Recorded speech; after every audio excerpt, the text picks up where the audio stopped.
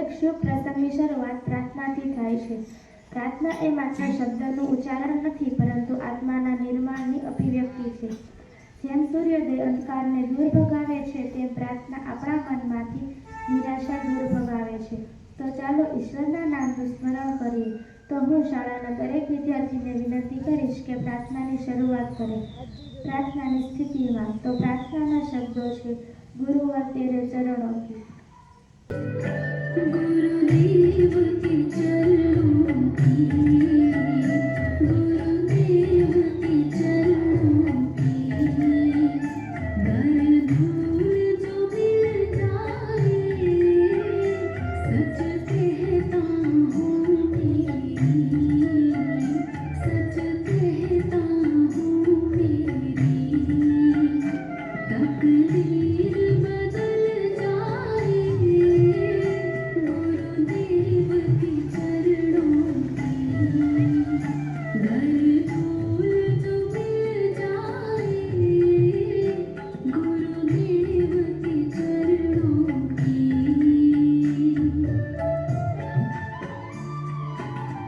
સંગીત નથી, પરંતુ ભગવાનના નામનું વારંવાર ઉચ્ચારણ કરવું એટલે કે સમૃદ્ધિ. જ્યારે આપણે ધૂન કરીએ ત્યારે આપણે ભગવાનના નામનું વારંવાર સ્મરણ કે ઉચ્ચારણ કરતા હોઈએ છીએ. ધૂન એ આપણા મનમાં સકારાત્મક વિચારો લાવે છે. તેથી આપણે સમૂહ ધૂન તરફ આગળ વધીએ. તો હું અમારી શાળાની વિદ્યાર્થીની ધર્મિષ્ઠાને વિનંતી કરીશ કે અહીં આવી સમૂહ ધૂન શરૂ કરે. ગુરુજીના નામની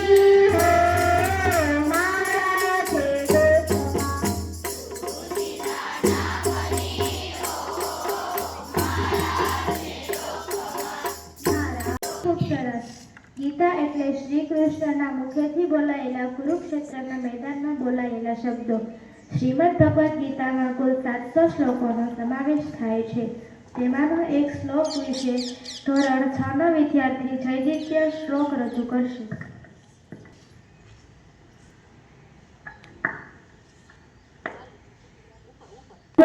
ગુરુજનો, તમારા વાલા વિદ્યાર્થી મિત્રો, હું ધોરણ 6 અને વિદ્યાર્થી વાળા જયદીપ તમારી સામે આજનો ગુરુ પૂર્ણિમાના દિવસે ગુરુ વિશે શ્લોક રજૂ કરું.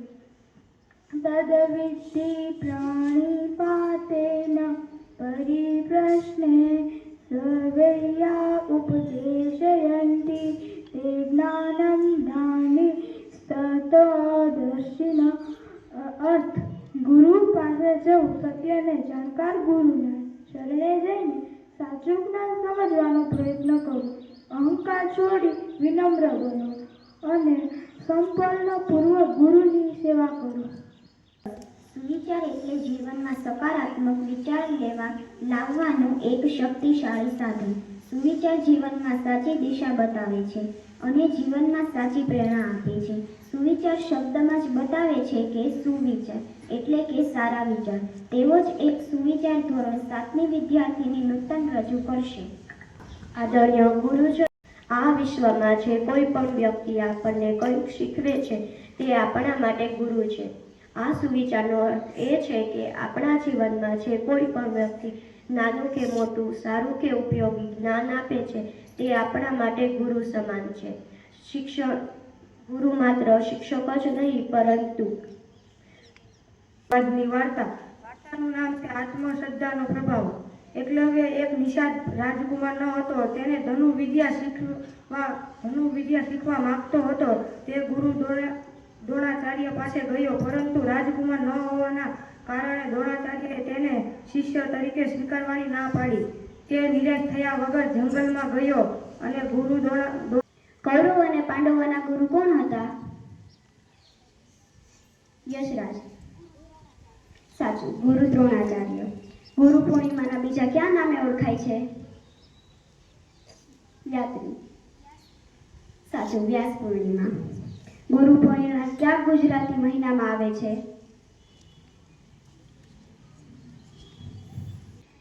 નમસ્કાર માનનીય આચાર્યશ્રી, શિક્ષકગણ અને મારા પ્રિય મિત્રો. મારું નામ શૌર્ય બાવળિયા છે. હું આજે સ્પીચ રજૂ કરવા માંગુ છું. સ્પીચ માટે બે શબ્દ રજૂ કરવા માંગુ છું. ગુરુ એ જ્ઞાનનો દીપ છે જે અજ્ઞાનનો અંધકાર દૂર કરે છે. ગુરુ વિના જ્ઞાન નથી, જ્ઞાન વિના જીવન નથી. માતા પિતા આપણને જીવન આપે છે, જ્યારે ગુરુ આપણને જીવન જીવવાની સાચી દિશા બતાવે છે. ગુરુના માર્ગદર્શનથી જ આપણે સારા સંસ્કાર, જ્ઞાન અને સફળતા પ્રાપ્ત કરીએ છીએ. આ પવિત્ર દિવસે હું બધા ગુરુજનો પ્રત્યે હાર્દિક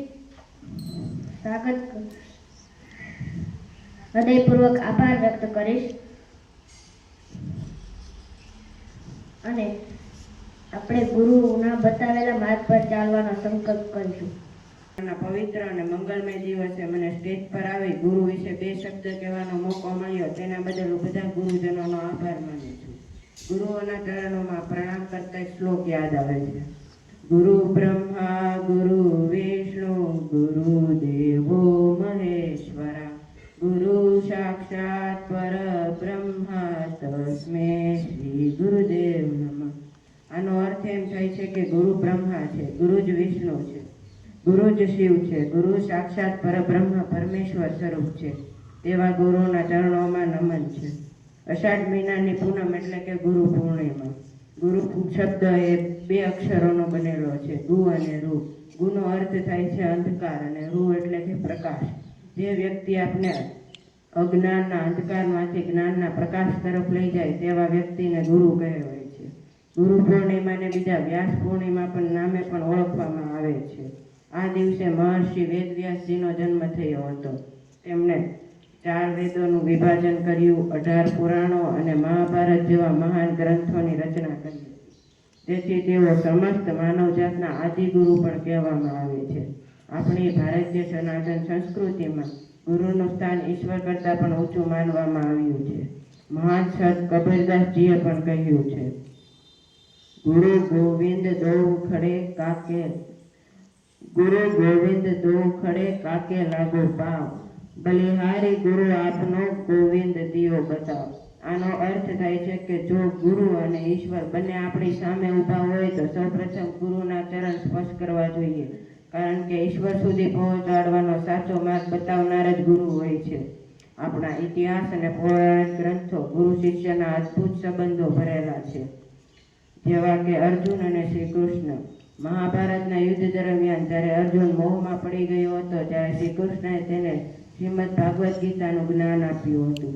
સ્વામી વિવેકાનંદ અને રામકૃષ્ણ પરમહંસ ગુરુના આશીર્વાદ અને યોગ્ય માર્ગદર્શનથી નરેન્દ્રથી સ્વામી વિવેકાનંદ બનીને તેમને વિશ્વભરમાં ભારતનો ડંકો વગાડ્યો. એકલવ્ય, જેણે પોતાના ગુરુ પ્રત્યે પોતાની ભક્તિ સાબિત કરવા માટે પોતાનો અંગૂઠો કાપી નાખ્યો. આજના ડિજિટલ યુગમાં ઇન્ટરનેટ અને AI દ્વારા ગમે તે વસ્તુ કે સ્થળની માહિતી સરળતાથી મળી જાય છે, પરંતુ સાચું જ્ઞાન અને વિવેક એ માત્ર આપણને ગુરુ જ આપી શકે છે.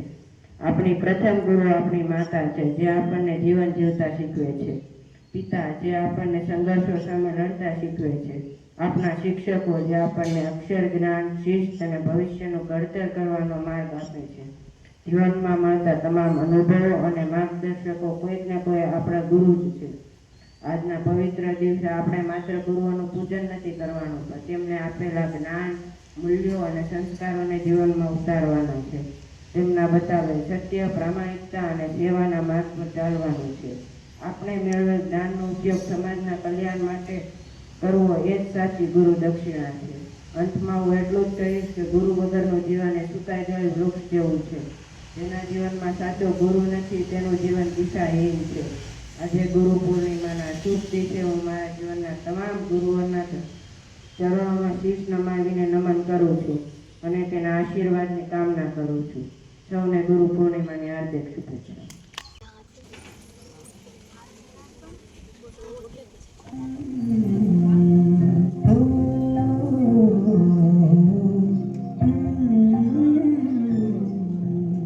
ગુરુ તારા શરણમાં આત્મનો વાસ છે. ગુરુ તારા ચરણમાં પરમનો અહેસાસ છે. જન્માનો પૂરો થાય પણ તારો સાથ છૂટે ના કદી. ભૂલો ગુરુ માર્ગ પર રાહ પર મળ્યો તો હર ઘડી.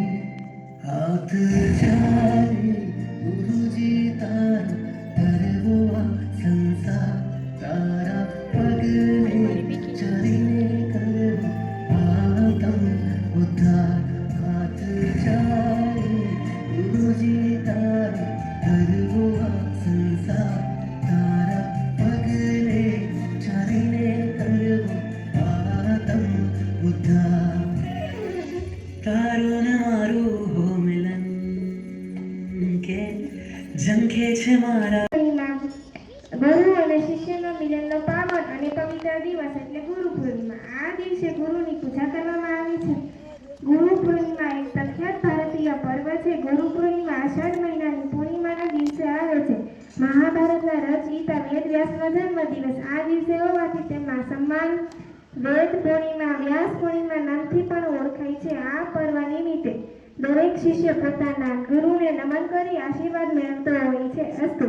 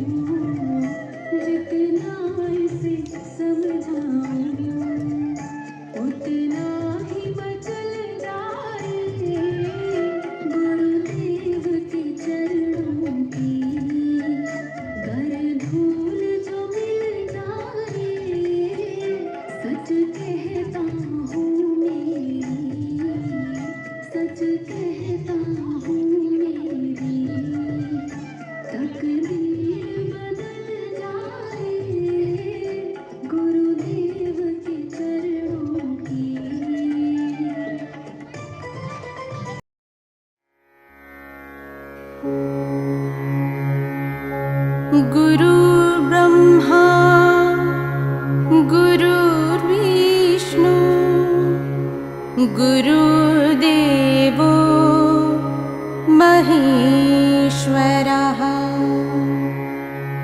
गुरु साक्षात्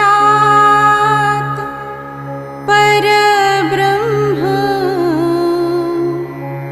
तस्मै श्री गुरवे नमः। गुरु ब्रह्मा गुरुर्विष्णु गुरुदेवो महेश्वरः गुरु साक्षात् परब्रह्म तस्मै श्री गुरवे नमः। गुरु ब्रह्मा गुरुर्विष्णु गुरुदेवो महेश्वरः गुरु साक्षात् परब्रह्म तस्मै श्री गुरवे नमः। गुरु ब्रह्मा गुरुर्विष्णु गुरुदेवो महेश्वरः गुरु साक्षात् परब्रह्म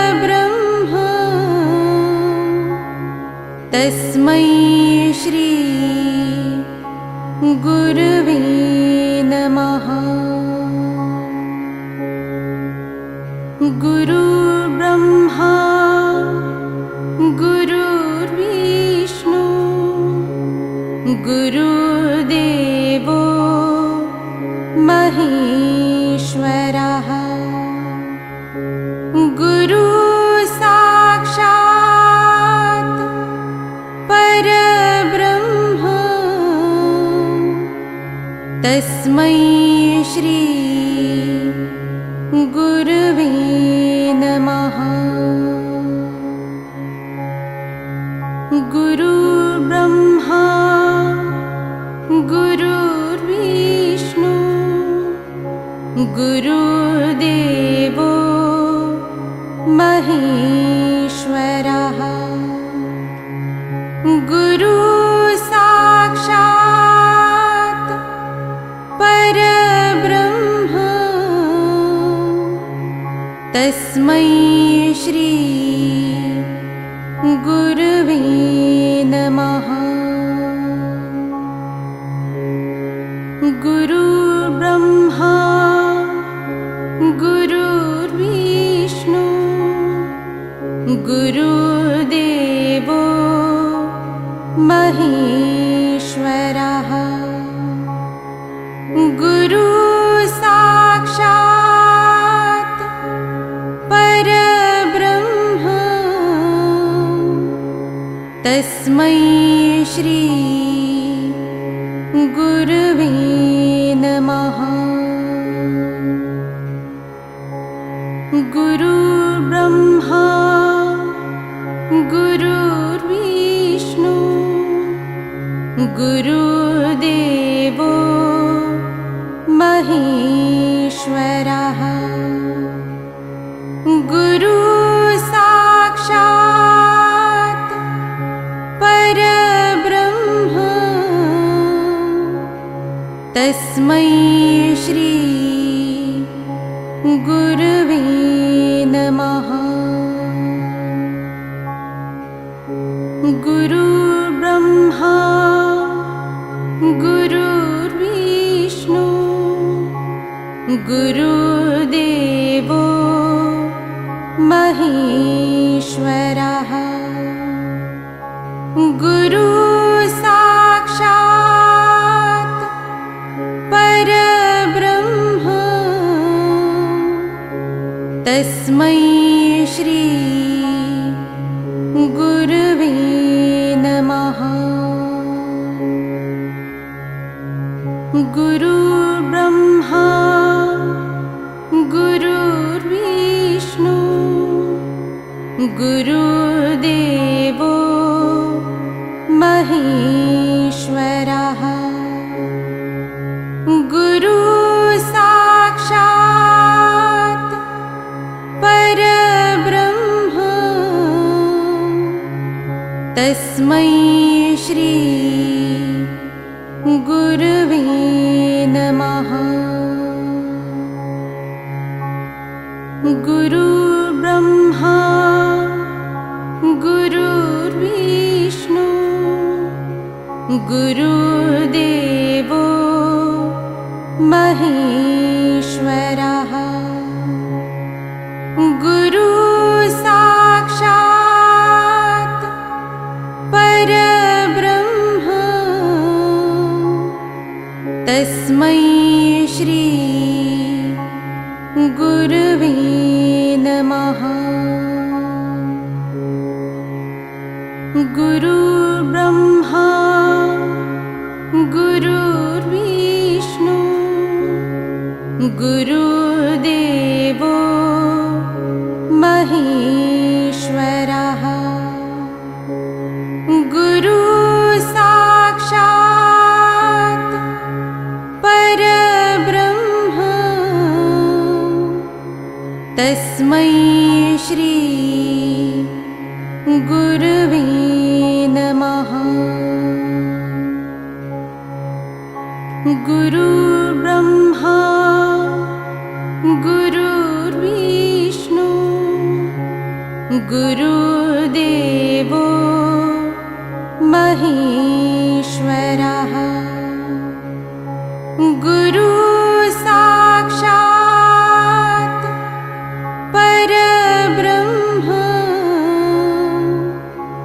तस्मै श्री गुरवे नमः। गुरुर्ब्रह्मा